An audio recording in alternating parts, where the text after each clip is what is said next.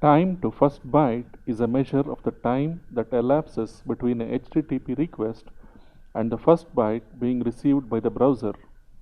This is generally used as an indication of the responsiveness of the server a site is hosted on. Moz.com, a highly respected name in the world of SEO, published a study back in 2013 where they claimed to have found a strong correlation between faster time to first byte and higher rankings. So, time to first byte is a very important metric. Before a browser can receive that first byte from your site, a DNS lookup has to happen. A request is sent to a domain name server or a DNS server, which translates the URL a user types in to the corresponding numerical IP address. Routers use this numerical IP address to channel data to and from the user. And after the DNS lookup, the initial connection has to happen. Only then will your user's browser be able to receive the first byte. Time to first byte is also influenced by the kind of hosting you are on. If you are on shared hosting, you are bound to see a lot of variability depending on the load on the server at the time of the test. One other thing you would want to remember: if you are on shared hosting, if your site has been cached on the host server at the time of running the test, your site will seem to load faster. If it is not in the cache memory, your site may seem slow to load. The tool we use to measure time to first byte is webpagetest.org. There's a lot of performance related data this tool gives you, but right now we are only interested in time to first byte. If you are on shared hosting, like this site is on now, if the time to first byte is too long, more than a second, you would want to run the test a couple more times. So let's measure time to first byte now.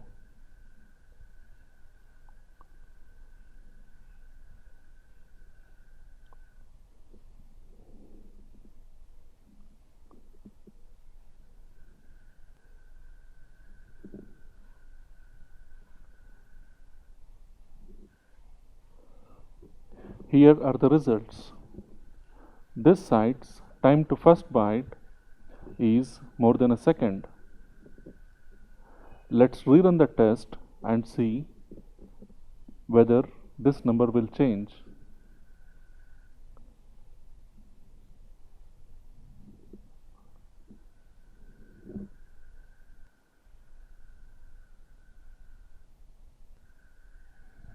This is the result of the second run. The time to first byte is now a little over a second. Let's run the test a couple more times.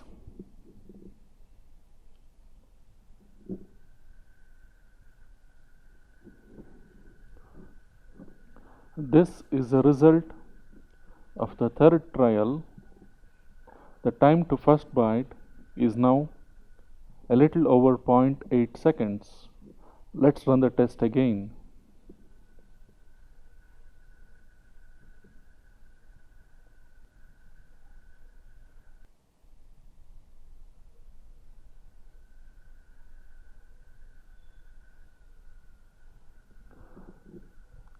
Now the time is a little over 0.7 seconds.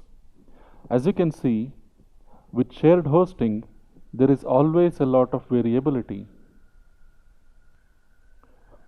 I ran the test once again and it's now a little over 0.75 seconds.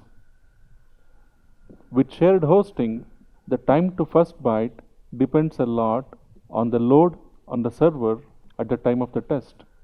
Also, you can get a lot of information from this waterfall model here. This green bar here is the time to first byte. This one is a time for initial connection, and the first bar here is the time required for the DNS lookup. As you can see, DNS lookup and initial connection are happening very fast here.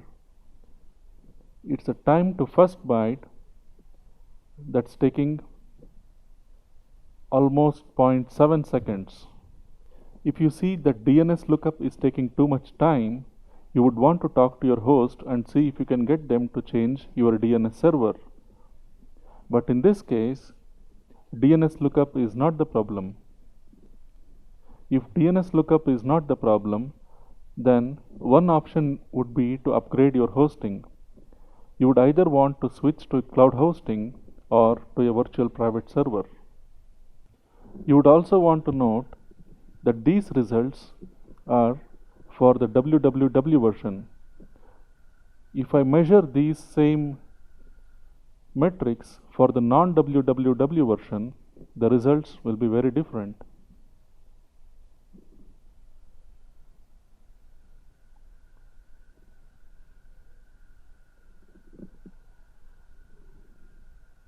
I'll measure the time to first byte for the non-www version now.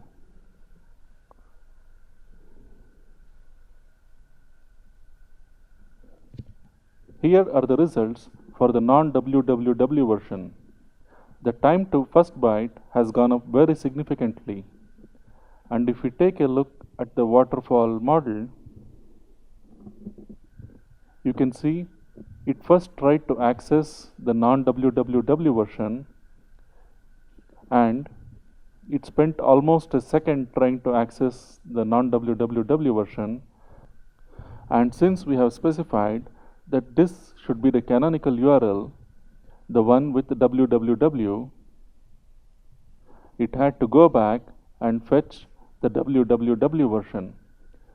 So this was the excess time it required to go from the non-www version to the www version.